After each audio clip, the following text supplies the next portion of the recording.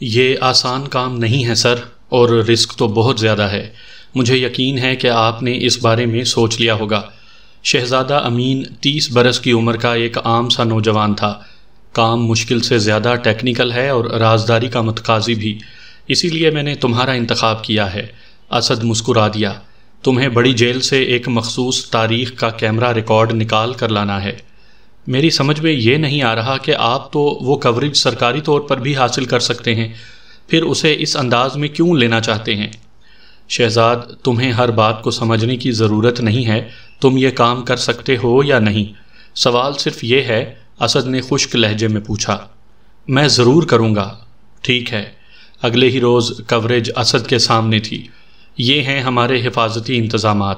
وہ دل ہی دل میں کڑ رہا تھا۔ کسی جائز طریقے سے اگر کوئی کسی بھی وجہ سے یہ کوریج حاصل کرنے کی کوشش کرتا تو 1000 دشواریوں کا سامنا کرنا پڑتا، اور شاید تب بھی اس کا حصول ممکن نہ ہوتا۔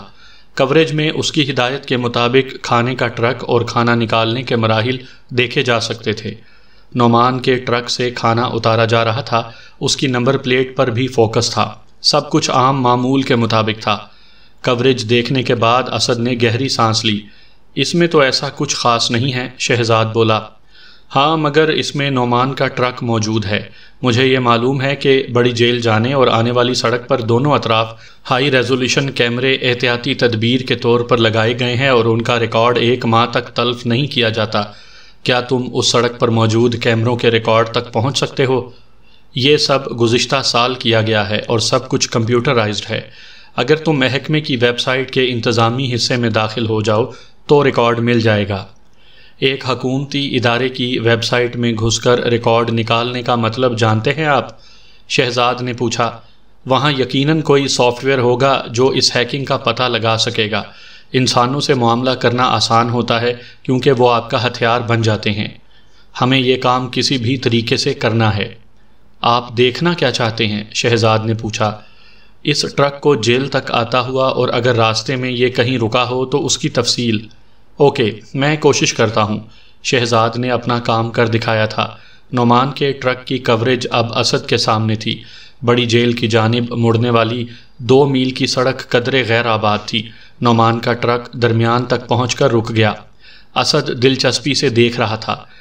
ٹرک سڑک کی ایک جانب چند لمحے کھڑا رہا، پھر نعمان نیچے اترا اور اس نے انجن کو دیکھنا شروع کیا۔ ساتھ ہی وہ سیل پر کسی سے بات بھی کر رہا تھا۔ چند منٹ بعد ہی ایک دوسرا ٹرک سڑک پر نظر آیا۔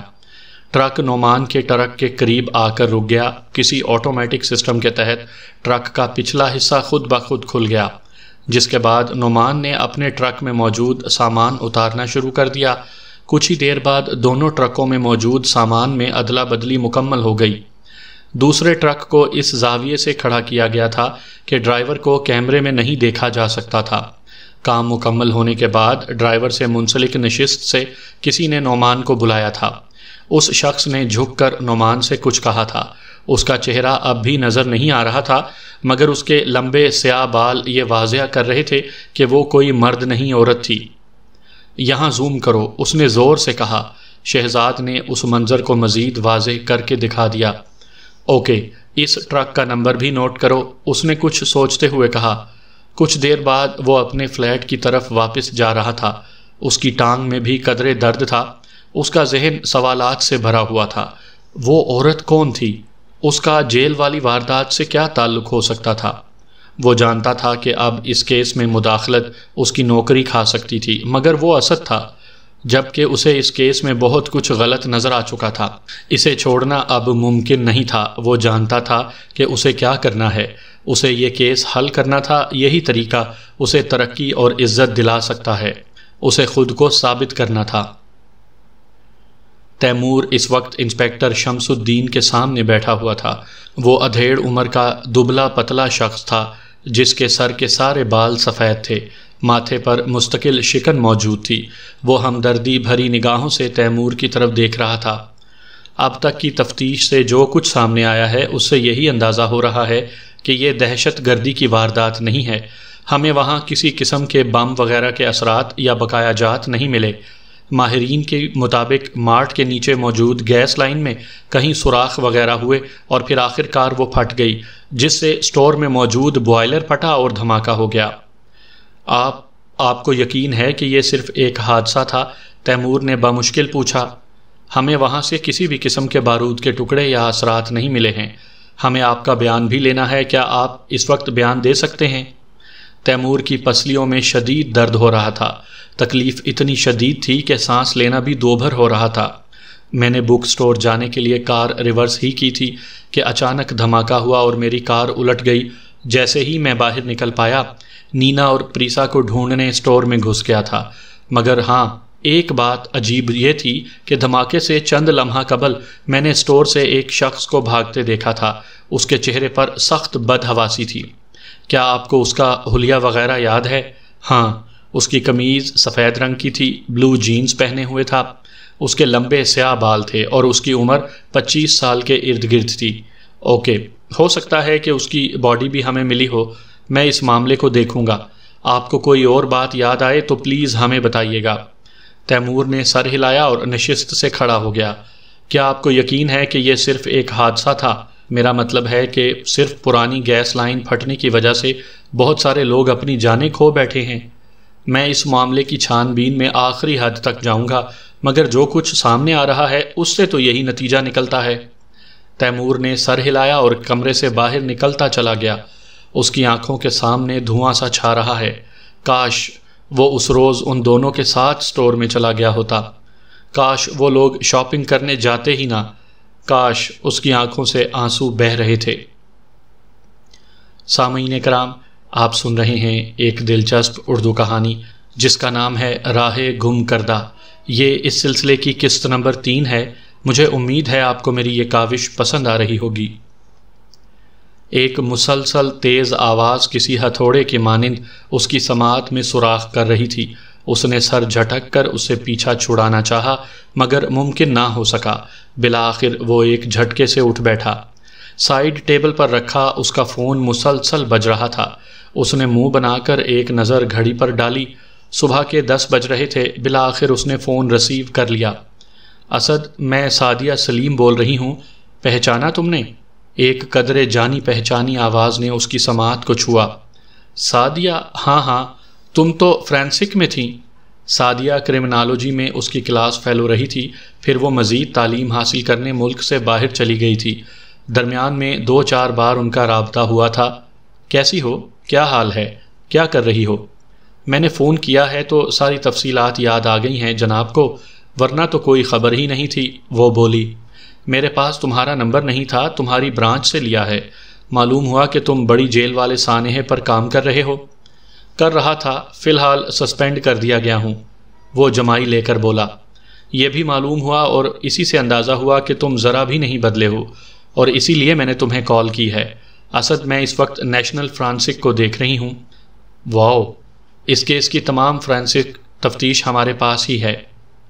مجھے اس کیس کے بارے میں کچھ نئی چیزیں معلوم ہوئی تھیں۔ میں نے سوچا کہ شاید ان کو جاننے سے تمہیں خود کو درست ثابت کرنے میں مدد مل سکے۔ تمہارا بہت شکریہ سعدیہ، معلوم ہوا کہ تم بھی نہیں بدلی۔ طالب علمی کے دور میں بھی ہمیشہ تم دوسروں کی مدد کے لیے تیار رہتی تھیں۔ اسد نے خوش دلی سے کہا۔ کیا معلوم ہوا ہے تمہیں؟ جب تمام کھانوں میں کسی چیز کے اثرات نہیں ملے تو میں نے گارڈ کے بلڈ سیمپل پر کام کیا اور مجھے خون کے ان سیمپلز سے کچھ دلچسپ معلومات ملی۔ گارڈ کے نمونوں سے؟ مگر انہیں تو کچھ نہیں ہوا تھا۔ ہاں، اصل میں نے یہ سوچا کہ جب لاشوں اور کھانے کے نمونوں سے کچھ نہیں مل پا رہا تو شاید ان گارڈز میں کچھ ایسا ڈھونڈ پاؤں جس کی وجہ سے وہ محفوظ رہے۔ اور تم حیران ہوگے کہ مجھے کچھ ملا ہے۔ کیا؟ اسد نے بےتابی سے پوچھا۔ تمام گارڈز کے سسٹم میں ڈائتھیلین کی مقدار ہے۔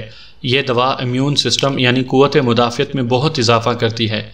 اوکے، اسد نے کچھ سوچتے ہوئے کہا، تو اب سوال یہ ہے کہ انہیں قوت مدافعت میں اس قدر اضافے کی ضرورت کیوں تھی، اور کس چیز سے محفوظ رہنا تھا، اور یہ بھی کہ وہ ان کے جسم میں کس طرح داخل کی گئی۔ اس بارے میں ابھی کچھ نہیں کہہ سکتی، مگر اس سے ایک بات سامنے آئی ہے کہ انہیں کسی چیز کے اثرات سے محفوظ رکھنے کے لیے تحفظ دیا گیا تھا، کوئی ایسی چیز جو اس ڈائتھیلین کے بالکل متضاد اثرات رکھتی ہو، وہ سنسناتے ہوئے لہجے میں کہہ رہی تھی۔ یعنی تم یہ کہہ رہی ہو سعدیہ کہ اس دوا کی کوئی ہارٹیز دوا ہے جو اس کی متضاد ہے؟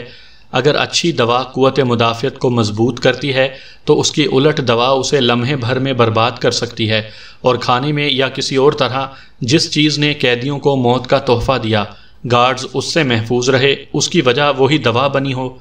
یہی محسوس ہو رہا ہے کہ میں اس پر اور یہ دوا کس طرح قیدیوں اور گارڈز تک پہنچ سکتی ہے پر کام کر رہی ہوں۔ تم نے واقعی بہت اہم بات معلوم کی ہے۔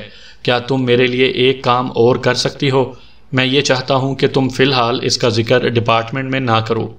ہمیں مضبوط شواہد کے ساتھ آگے جانا ہوگا، ورنہ ایسا نہ ہو کہ تمہیں بھی کام کرنے سے روک دیا جائے۔ میں سمجھ سکتی ہوں، میں نے خود یہی سوچا ہے۔ یوں بھی ابھی ہمیں پوری بات معلوم ہی نہیں ہے، تم مطمئن رہو اور محتاط بھی۔ اس نے یہ کہہ کر لائن کاٹ دی۔ تیمور احمد نے گاڑی کا دروازہ کھولا، مگر سیٹ پر نظر ڈالتے ہی وہ ساکت سا ہو گیا۔ اس کی سیٹ پر ایک سفید لفافہ رکھا ہوا تھا۔ اس نے چاروں جانب دیکھا۔ پارکنگ لاٹ میں سب کچھ معمول کے مطابق تھا۔ لفافہ اس کی لاکڈ کار کے اندر کیسے پہنچا؟ کار کا لاک بالکل درست حالت میں تھا، دروازے، کھڑکیاں سب ٹھیک ٹھاک تھے۔ اس نے سر جھٹکا، سیٹ پر بیٹھ کر دروازہ بند کیا اور لفافے کو اٹھا کر اس کا جائزہ لیا۔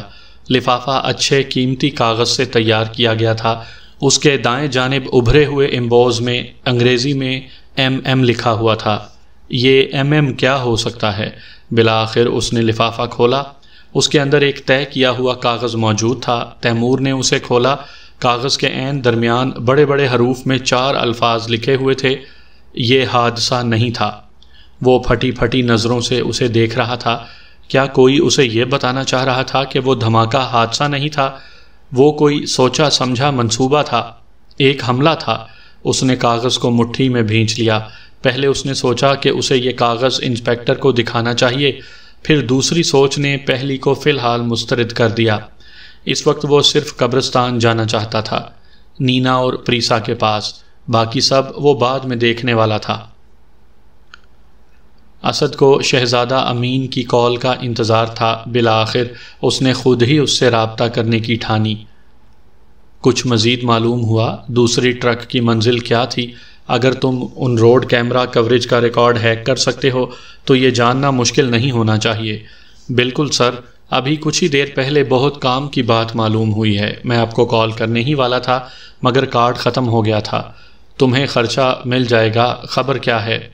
خرچے کی بات نہیں، مگر مل جائے تو اچھا بھی ہے، وہ ڈھٹائی سے بولا۔ وہ ٹرک مضافاتی علاقے میں ہی ایک مل کے قریب رکا تھا۔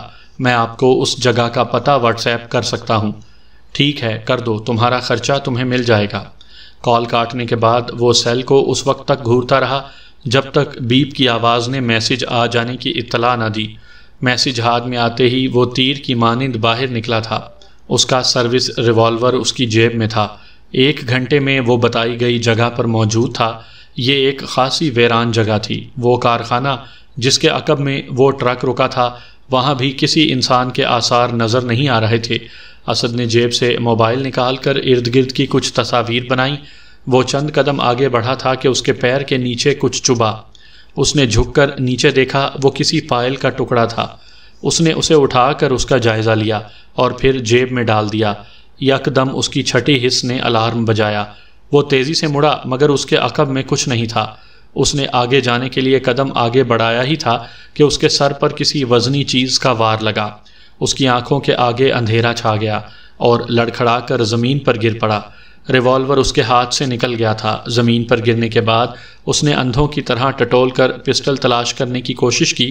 اتنی دیر میں سر کے پچھلے حصے میں پڑنے والے دوسرے وار نے اسے دنیا و مافیا سے بے خبر کر دیا۔ وہ گھر پہنچا تو اندر ہر طرف اندھیرے کا راج تھا، جبکہ رمشا کو گھر پر ہی ہونا چاہیے تھا۔ وہ لائٹس جلاتا ہوا آگے بڑھا۔ رمشا کہاں تھی؟ اس حادثے کے بعد سے وہ خود اپنے غم میں اس بری طرح گرفتار تھا کہ اسے رمشا کی طرف دیکھنے کی فرصت ہی نہیں ملی تھی۔ وہ بھی تو دکھ کے اس سمندر میں اسی طرح ڈوبی ہوئی تھی۔ رمشا، کہاں ہو تم؟ اس نے اس کے کمرے میں داخل ہو کر آواز دی۔ وہ وہاں نہیں تھی۔ کچن، اسٹڈی روم، لاؤنج، ڈرائنگ روم، وہ کہیں بھی تو نہیں تھی۔ تیمور کی وحشت بڑھتی جا رہی تھی۔ اس نے رمشا کے نمبر پر کال ملائی مگر فون بھی بند جا رہا تھا۔ آخر تھک کر وہ لاؤنج میں پڑے صوفے پر گر پڑا۔ یہ اس کے ساتھ ہو کیا رہا تھا؟ اس کے ہنستے بستے گھر کو کس کی نظر لگ گئی تھی؟ اس کی محبت نینا اور اس کی جان پریسا اس سے الگ ہو گئے تھے، اور اب رمشا؟ پریسا کا خیال آتے ہی وہ اچھل کر کھڑا ہو گیا۔ اس نے پریسا کے کمرے میں نہیں دیکھا تھا۔ ان کے جانے کے بعد وہ اس کمرے میں جانے سے گریز کیا کرتا تھا۔ رمشا پریسا کے کمرے میں اس کے بیڈ کے قریب زمین پر آڑی ترچھی پڑی تھی۔ اس نے پریسا کے ٹیڈی بیئر کو اپنے بازوؤں میں لپیٹ رکھا تھا۔ تیمور اس کے قریب پہنچ کر ٹھٹک گیا۔ وہ شاید روتے روتے سو گئی تھی۔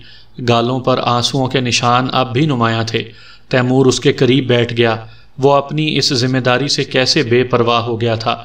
امی رمشا کو اس کے سپرد کر کے گئی تھیں، اور وہ کیا کر رہا تھا؟